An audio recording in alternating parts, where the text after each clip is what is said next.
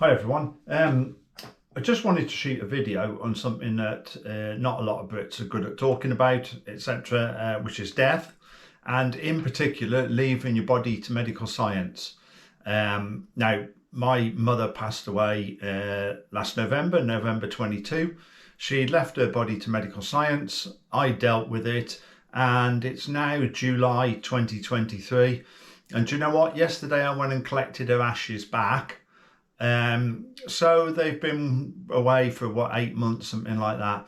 And I wanted to just tell everybody what it's like, how to go about doing it, the mechanics of it, what happens at the time of death, etc.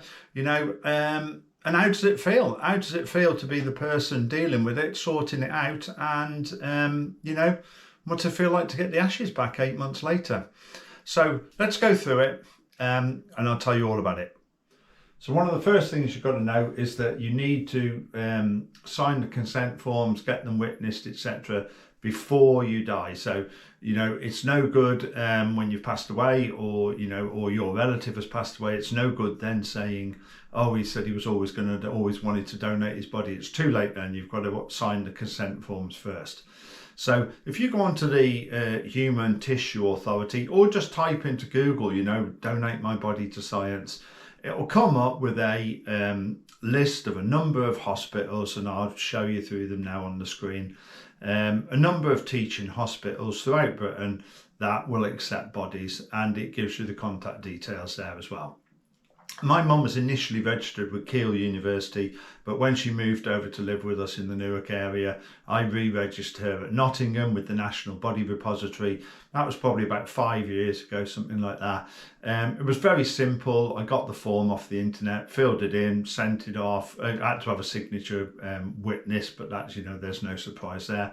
Sent it off and got all the paperwork back, etc., which I kept in an envelope with all her private details. And she also got a body donor card, just like a organ donor card, but a body donor card that she used to carry around with her in her handbag, and it had the number on to call at the time of death. So my mum was in sheltered accommodation for a number of years, and then sort of last spring she started to develop dementia. She was getting towards 82 years old then. And it set in quite fast, and by June she was in a care home, and her health deteriorated reasonably quickly over the next couple of months. Nothing to do with the care home, it was just the way that that it gets when you're 82 years old, I guess. And she eventually went on to end of life care in October and then passed away in November. So when she passed away, I had a phone call from the home. It was no great surprise, and we'd expected her to pass away sometime that week, asking me what I wanted to do. So I contacted the telephone number on the National Body Repository, and I was quite surprised to get an answer machine message saying, please leave your name and number. And I don't know why, but in my mind, I thought to myself, the phone's going to be manned 24/7, etc. It didn't dawn upon me really that, in death, although it seems very quick for you and you feel everything's got to be done there and then, it doesn't. Everything, seems to take a week or two to do.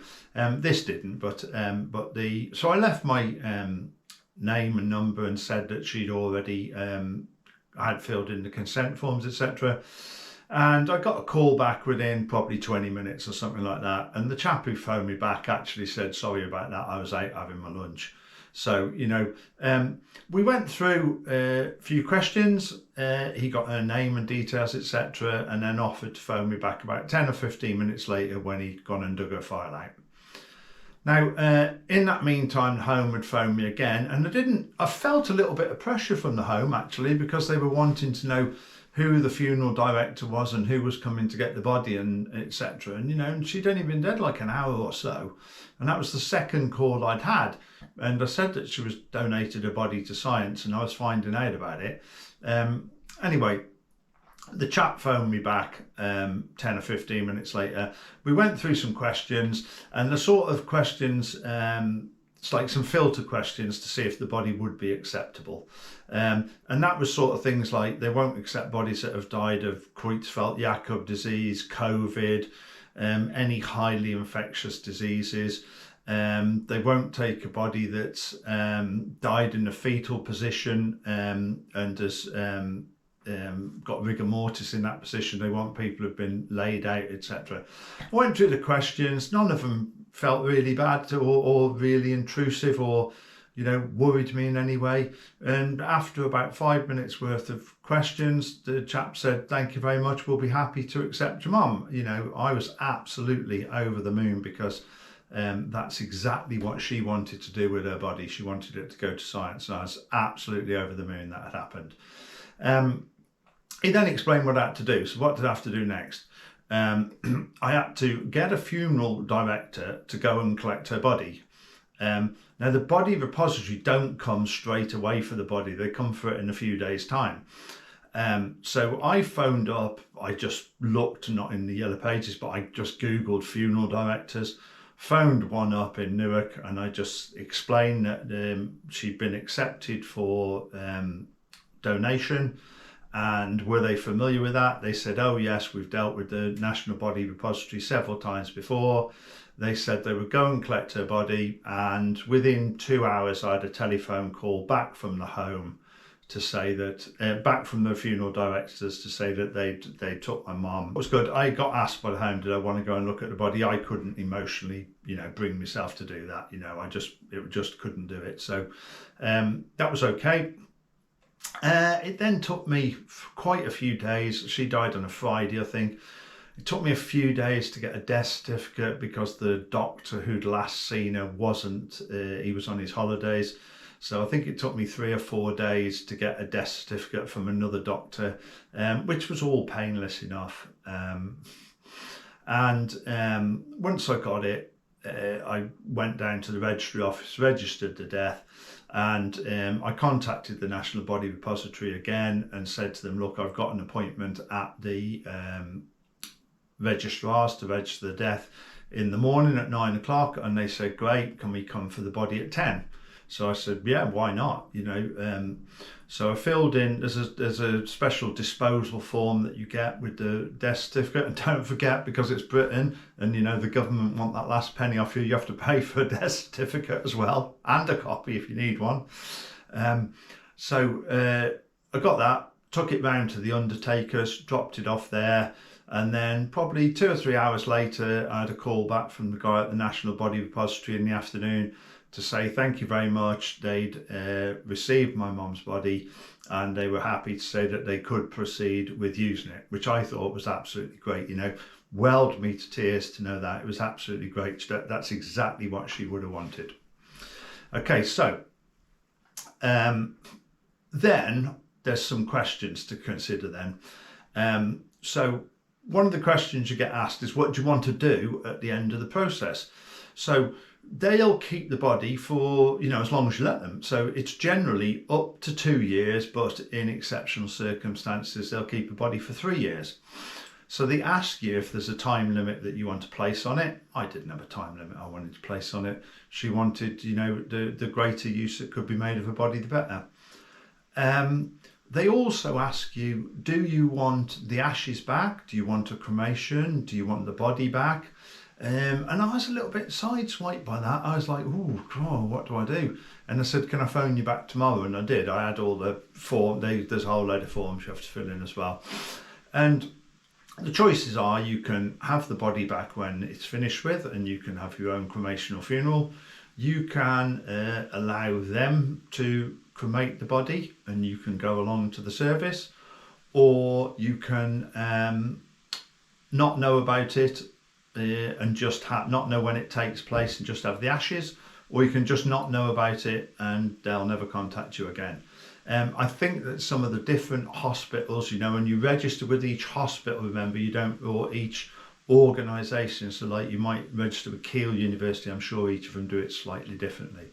So I opted to not know when the cremation was and to just get the ashes back when they were finished with it. And I say it, I mean my mum's body.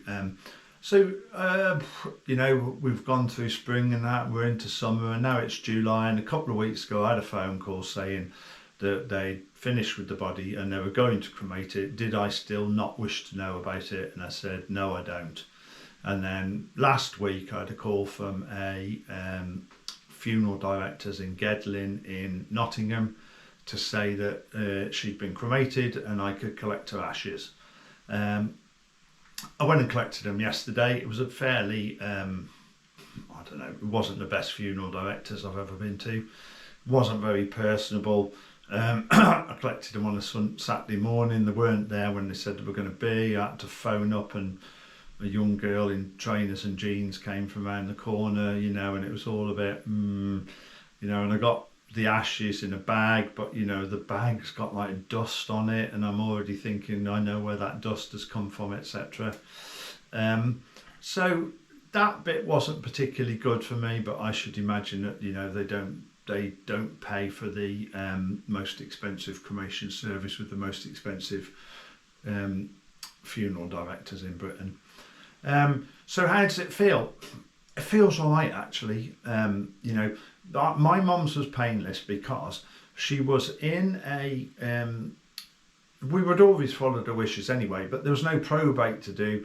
There was no well, she'd have a will, but there was no wills to sort out in a big way. She didn't have any money. She was below the council threshold, so her home was paid for. My younger brother has already passed away himself. There's only my middle brother. He didn't have really much contact with her ever in, you know, in the last few years of her life. And he was happy for me to deal with it, you know, and I just let him know that she passed away, and he just said thank you, and that was it. So I didn't have any brothers or sisters or aunties or uncles or anything like that to deal with, any difficult people to deal with. So it was fine. I just did it myself. Emotionally, I'm okay with it, actually, to be quite honest with you. You know, it was the bit that actually makes me in any way, you know, well up a little bit, is the fact that she donated her body to science, you know, and that's what she always wanted to do. And, you know, you've never met a man more happy to find out that had happened. You know, she'd have been chuffed to bits. So yeah, it's all good. I've got the ashes. I'll show you what the ashes look like in a minute. I'll put it on at the very end, so anybody who's squeamish can or doesn't fancy having a look doesn't have to.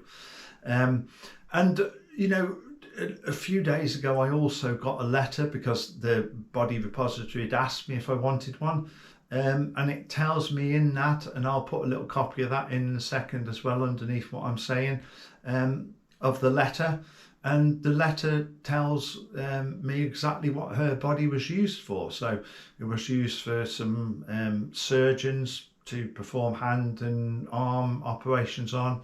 Some skin graft surgeons used it, and it was also used for some to experiment with robotic surgery. So I think the only thing that when you fill in the forms initially that you don't really understand, and it's something that to get your head around a little bit as well, is they don't always send the whole body everywhere. So if say a surgeon who's dealing with arms, for instance, requires to practice some arm surgery or some new techniques, they'll just send the arm. So that's a little thing that you might want to get your head around. If anybody in your family is thinking of doing it, great. You know, it's made my wife and I think about it. I'm pretty certain we're going to do it now as well. We spoke about it with our kids, etc. It's great. There's, like I said, there's not a lot of people involved in our family who to object, etc. So most of her brothers and sisters have already passed. So, you know, and the thing is that we didn't have to, you know, for us personally, we didn't have to mess around with a cremation, funeral, etc., etc. We didn't have a wake. She didn't want a wake. She said if they didn't accept her body, then all that she wanted to happen was for her just to have a private cremation with nobody there. So, you know, for us in our circumstances, it was great. It might not be for you. I'll show you now underneath the box that got back with the ashes, etc. in it. Slightly bizarre, but there you go. And then in the next couple of weeks, my wife and I are going to go and scatter the ashes on a golf course in Shropshire where my dad's ashes got scattered. We know we're not allowed to do that, but do you know what? When we scattered my dad's ashes, we knew that as well. So we just waited till a day when it was honking down with rain. We jumped over the fence, ran across the fairway and scattered them under a tree. And we're going to do exactly the same with my mum's, because my mum was with us when we scattered my dad's and she thought it was very funny. So we're going to do that with hers. We're going to hop the fence, run across the fairway, scatter the ashes and run back before we get told off. Right, hope that's answered some questions. I'll put some links below to the Human Tissue Association National Body Repository. Loads of forms on there, questions, frequently asked questions, etc, etc. Give it a look, but if you're thinking about it, do it, because when you have died or when your relative has died, it's too late. Thanks for watching.